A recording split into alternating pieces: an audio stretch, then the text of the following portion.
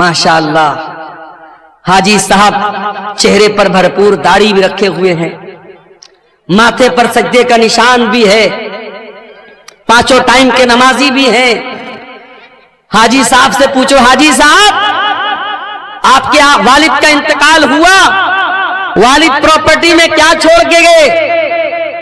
हाजी साहब ने कहा हमारे वालिद अपनी प्रॉपर्टी में जमीन छोड़ के गए, खेत छोड़ के गए, मकान छोड़ के गए, रुपया पैसा छोड़ के गए। हाजी साहब आपके कितने भाई बहन हैं? हम लोग 2 भाई हैं, 3 बहनें हैं। हाजी साहब आपने अपनी बहनों को अपने बाप की वरासत में, अपने बाप की प्रॉपर्टी में, अपने बाप के तरके में से हिस्सा दिया? हाजी साहब का मुंह बंद, नहीं, बहन को तो नहीं दिया। भाई के साथ बंटवारा कर लिया, बहन को नहीं दिया। बहन को क्या दिया? बहन को इज्जत दे रहे हैं, हर साल बहन को बुलाते हैं, बहन को दावत खिलाते हैं, बहन को थोड़ा बहुत उसका ख्याल रखते हैं। बाप की वरासत में हमने बहन को हक नहीं दिया। लेकिन बहन और बेटी का हक देने की बात आई तो हाजी साहब वही करते हैं जो समाज में होता चला है। मेरे प्यारे साथियों, अल्लाह ताला ने बाकायदा एक सिस्टम बनाया है कि किसी के मरने के बाद उसकी प्रॉपर्टी में, उसकी जमीन में, उसकी जायदाद में कौन कौन वारिस होगा। और शरीयत ने बाकायदा उसका कानून बनाया है जिसको इस्लाम का निज़ाम मीरास कहते हैं, इस्लाम का कानून वरासत कहते हैं। अगर आपको इसको जानना है तो कुरान की सूरह निसा की जाकर के तिलावत कर लीजिए। सूरह निसा की सिर्फ 3 आयतों में अल्लाह ताला ने पूरा इस्लाम का सिस्टम ऑफ इनहेरिटेंस, वरासत का जो कानून है अल्लाह ने बयान किया। और अल्लाह ताला ने जब वरासत का कानून बयान किया तो क्या फरमाया? तिल्का हुदूदुल्लाह वमन युतिइल्लाह व रसूलहु युदखिलहु जन्नातिन तजरी मिन तहतिहल अनहारु खालिदीन फीहा व ज़ालिकल फौजुल अज़ीम। ऐ मेरे बंदो, ये वरासत का कानून जो मैंने बयान कर दिया, ये मेरा बनाया हुआ कानून है, ये मेरा बनाया हुआ सिस्टम है, और जो इसको मानेगा वो जन्नत में जाएगा। वमन यासिल्लाह व रसूलहु व यतअद्दा हुदूदहु युदखिलहु नारन खालिदन फीहा व लहू अज़ाबुन मुहीन। और जो अल्लाह के कानून को नहीं मानेगा, जो मनमानी करेगा, जो अल्लाह की नाफरमानी करेगा, रसूल की नाफरमानी करेगा, उसको जहन्नम का दर्दनाक अज़ाब मिलेगा। हाजी साहब, आपका हज बर्बाद हो जाएगा, आपका उम्रा बर्बाद हो जाएगा, आपकी नमाजें आपके मुंह पर मार दी जाएंगी, आपकी इबादतें बर्बाद हो जाएंगी। अल्लाह पूछेगा तेरे बाप की प्रॉपर्टी में तेरी बहन का हक था कि नहीं था? मैंने कुरान में बताया था कि नहीं बताया था? मेरे नबी ने हदीसों में बताया था कि नहीं बताया था? हाजी साहब, आप अल्लाह को क्या जवाब देंगे? वरासत के मामले में हम समाज को फॉलो करते हैं। बहन की शादी है, हम जहेज देते हैं जबकि जहेज का सबूत नहीं है।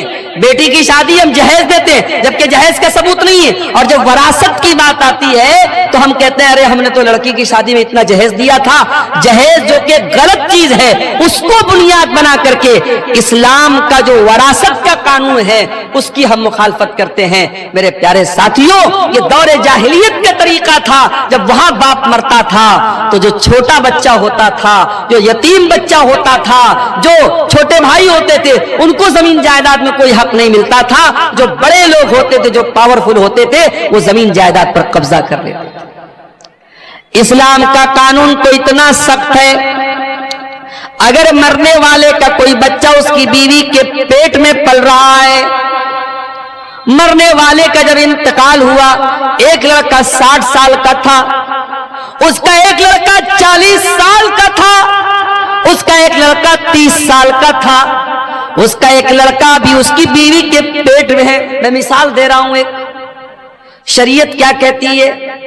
बाप मर गया, उसका अगर कोई बेटा 60 साल का भी है, कोई 40 साल का भी है, कोई 30 साल का भी है, कोई उसकी बीवी के पेट में अभी पल پال رہا ہے، جب وہ بچہ پیدا ہوگا تو جتنا حصہ 60 سال والے کو ملے گا، جتنا حصہ 30 سال والے کو ملے گا، جتنا حصہ 20 سال والے کو ملے گا، اتنا ہی حصہ، اتنا ہی حق اس بیوی کے پیٹ سے پیدا ہونے والے بچے کو بھی ملے گا۔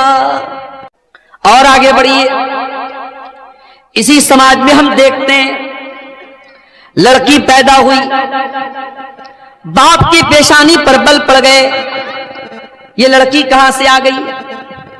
حالات یہ ہیں، گورنمنٹ کی اسکیمیں آتی ہیں، ابھی پرائم منسٹر صاحب کی ایک اسکیم چل رہی ہے سکنیا سمردھی یوجنا، لڑکیوں کے نام پر پیسہ اکٹھا کرو، جب وہ 20 سال کی ہو جائیں، شادی کے قابل ہو جائیں تو آپ کے پاس اچھا خاصا پیسہ ہو جائے۔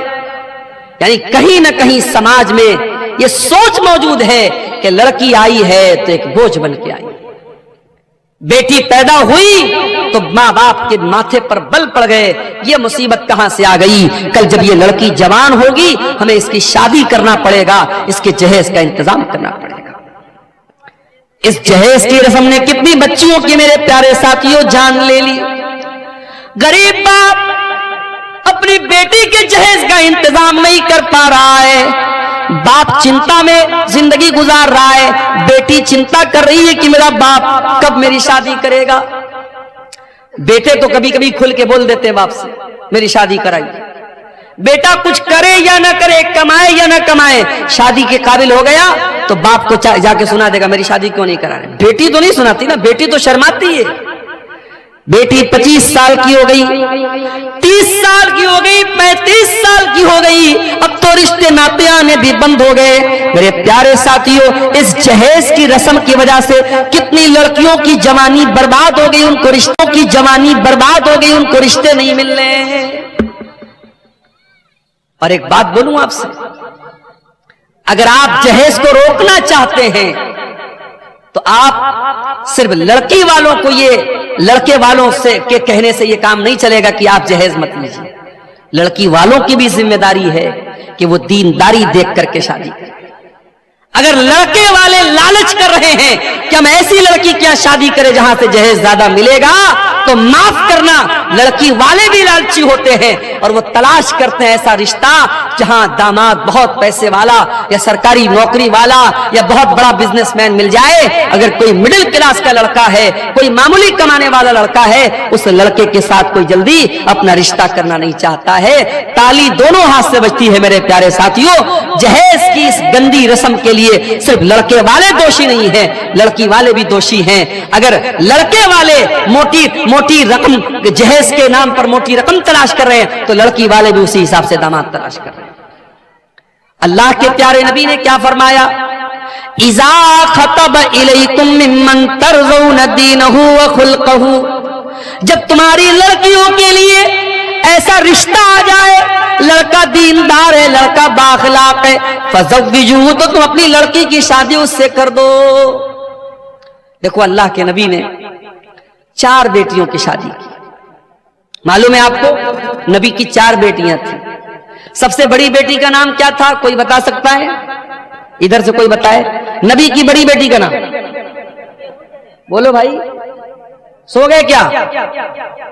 معلوم ہے نبی کی بڑی بیٹی کا نام زینب، نبی کی بڑی بیٹی کا نام زینب، اور داماد کا نام، زینب کے شوہر کا نام بولو، نہیں معلوم؟ کیا تقریر سنتے ہیں آپ لوگ؟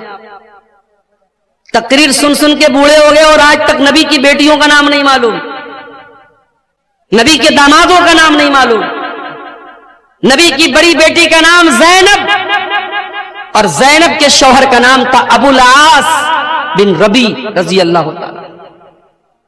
نبی کی دوسری بیٹی نام تھا رقیہ، ان کے شوہر کا نام عثمان غنی۔ رقیہ کا انتقال ہو گیا، نبی نے اپنی تیسری بیٹی کی شادی حضرت عثمان سے کر دی، تیسری بیٹی کا نام تھا ام کلثوم، ان کی شادی ہوئی حضرت عثمان سے۔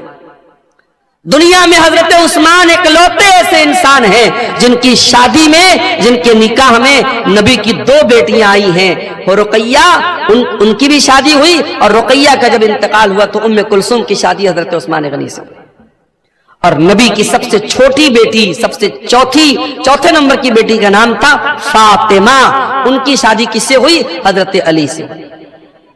میرے پیارے ساتھیوں، نبی نے اپنے بیٹیوں کے رشتے کرنے میں دینداری دیکھی ہے.